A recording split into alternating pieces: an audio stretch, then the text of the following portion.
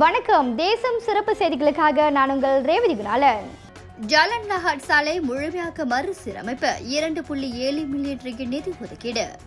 நீண்ட காலமாக சேதமடைந்து குழிகள் மற்றும் மேடு பள்ளங்களோடு காணப்பட்ட ஜலன் லஹாட் சாலை விரைவில் முழுமையாக மறுசீரமைக்கப்பட உள்ளதாக மாநகர மன்ற உறுப்பினர்கள் கூறினர்.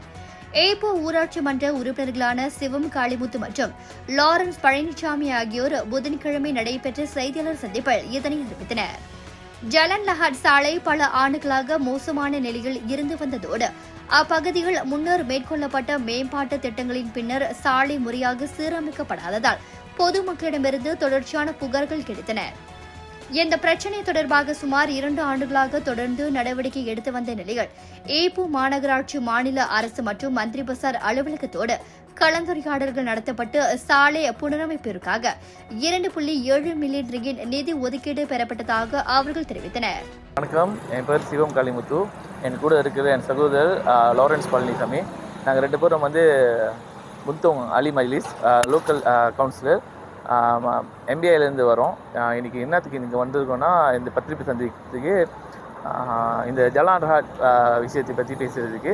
இந்த ஜலான் ரஹாட் ஒரு பெரிய ரோடு, இது மெயின் ரோடு. இது டவுனுக்கு போனால் இந்த ரோடு தான் எல்லாமே பாய்ப்பாங்க.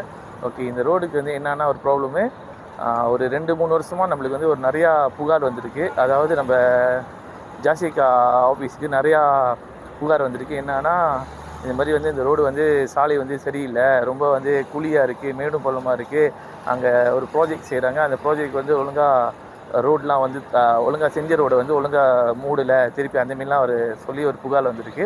அதுலேருந்து நம்ம அது ஒரு 2 வருஷமாக ஃபாலோ அப் பண்ணி அந்த கேஸை ஃபாலோ அப் பண்ணி கடைசியாக நம்ம எம்பிஐ கிட்ட பேசி இந்த ஒரு டெத்தோ பண்டாரு எம்பிஐ டெத்தோ பண்டாரு ஸ்டேட் கவர்மெண்ட்டை பேசி நம்ம ஒரு நல்ல ஒரு ஃபண்டை வாங்கி இப்போ இந்த ரோடு நம்ம ஃபுல்லாக திருப்பி ஒரு டூரா பண்ண போகிறோம், அதாவது ரீசர்ஃபேஸ் பண்ண போகிறோம்.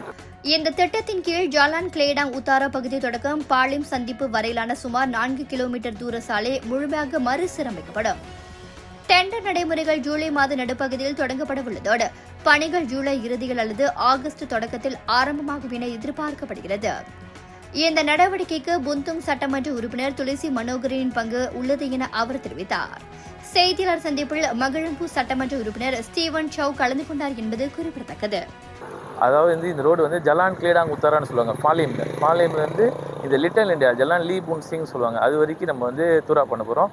அது நம்ம 2 வே கவர் பண்ண போகிறோம். போகிறதும் கவர் பண்ண போகிறோம், டவுன்லேருந்து திருப்பி நம்ம பாலியம் போகிற A1B வரைக்கும் நம்ம கவர் பண்ண போகிறோம். இந்த ரோடு ரஃப்லி ஒரு 4 கிலோமீட்டர் தூரம். இந்த ஃபண்ட் ஸ்டேட் மாரிஸ் புரந்துகான் மாரிஸ்ன்னு சொல்லுவாங்க. இது 2.7 மில்லியன் நம்மளுக்கு கிடச்சிருக்கு இன்றைக்கி. இது ஒரு நல்ல செய்தி. இத்துடன் இன்றைய செய்திகள் நிறைவடைகின்றன. மேலும் பல ஆன்மீக செய்திகளை தெரிந்து கொள்ள தேசம் டிவி மலேசியா யூடியூப், டிக்டாக் மற்றும் இதர சமூக வலைத்தளங்களை பின்தொடருங்கள். உங்களிடமிருந்து விடைபெறுவது நான் உங்கள் ரேவதி குணாலன். மக்களோடு தேசம், தேசத்தோடு மக்கள். நன்றி, வணக்கம்.